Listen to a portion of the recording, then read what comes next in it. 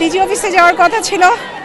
অর্ধেক রাস্তা আমি যখন গেলাম 10 নম্বর গোল চত্বর তখন আমার ছেলের সাথে হুন্ডায়, তখনই আমি শুনতে পেলাম প্লেন ক্র্যাশ করেছে। সেখান থেকে আমি কিভাবে আসছি আমি জানি না। আমার ছেলেকে নিয়ে, আমার ছেলে ইভান হুন্ডা দিয়ে আসলাম। আমাকে সমানে ব্যারিকেড দেওয়া হলো, আমাকে ঢুকতেই দেওয়া হলো না। আর্মিরা আমাকে আর স্টুডেন্টরা আমাকে চারপাশ থেকে আমাকে ধরে রেখেছিল। পিছনের গেট থেকে ঢুকলাম। আমার কোনো বাচ্চাদের হাতে কোনো মোবাইল রাখতে দেওয়া হয় না। আমি আমার মেয়ের ফর্ম টিচারকে ফোন দিলাম, অনেকবার ট্রাই করে তাকে পাচ্ছিলাম না। একবার পেলাম, উনি শুধু বলল যে আপনার মেয়ে সেফ আছে, আপনাদের ওইদের বিল্ডিংয়ে প্লেন ক্র্যাশ হয়নি, প্লেন ক্র্যাশ হয়েছে বাচ্চাদের বিল্ডিংয়ে। তখন আমি একটু শান্ত হলাম। শান্ত হয়ে যেখানে প্লেন ক্র্যাশ হয়েছিল ওখানে আমি আধা ঘন্টা বসে সেন্সলেসের মতো ছিলাম। আমার ছেলে মাথায় পানি ঢাললো, আশপাশের বাচ্চারা বা গার্ডিয়ানের মারা পানি ঢালার পর আমি একটু সুস্থ হয়ে মেয়েকে খুঁজে আমি এখান থেকে বের হলাম। তারপর বের হতে পারি নাই, এইখানেই ছিলাম প্রায় আরও 1 থেকে 1.5 ঘন্টা। থাকার পর আমরা বাইরে দাঁড়াচ্ছিলাম, হাজার হাজার কোনো গার্ডিয়ানদের ঢুকতে দেওয়া হয়নি। আমি শুধু জোর করে ঢুকেছি।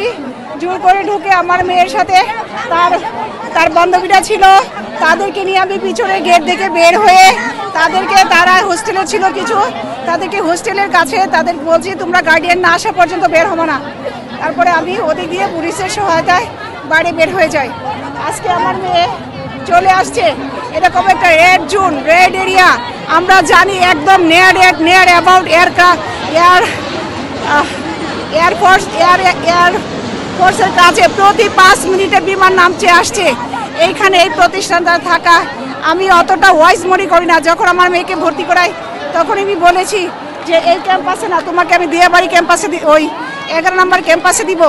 তখন ও বললো মামি ওখানে থেকে এখানে পরিবেশ সুন্দর, সব কিছুই সুন্দর, সব কিছু ভালো, কিন্তু তো red area, red alert area. কারণ প্রতি 5 মিনিটে বিমান ওঠানামা করছে। তো এই মুহূর্তে কিভাবে এখানে এই ক্যাম্পাসটা কতটা জরুরি আমি জানি না, তবে এটা নিরাপত্তার জন্য এই যে red zone area, flying area, বারবার বিমান ওঠানামা করছে, এটা কতটা সেফ আমি বুঝতে পারছি না। তো আমি আমার মেয়েকে নিয়ে আসছি। আজকেও আমি অফিসে যাইনি ছুটিতে, কারণ ওকে আমি রাখতে পারি নাই।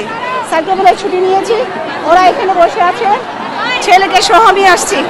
আর আমার কলিগের মেয়ে, আমার 4 কলিগের বাচ্চারা এখানে পড়ে, 5 কলিগের সবার বাচ্চারা এখানে পড়ে।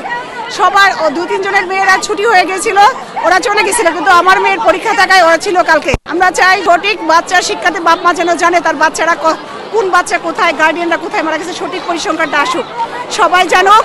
আমি একজন শিক্ষা অফিসার হিসেবে এটাই আমি জানতে চাই, সকল মায়ের যে মায়ের বুক খালি হয়েছে তারা যেন অন্তত পক্ষে তার সন্তানের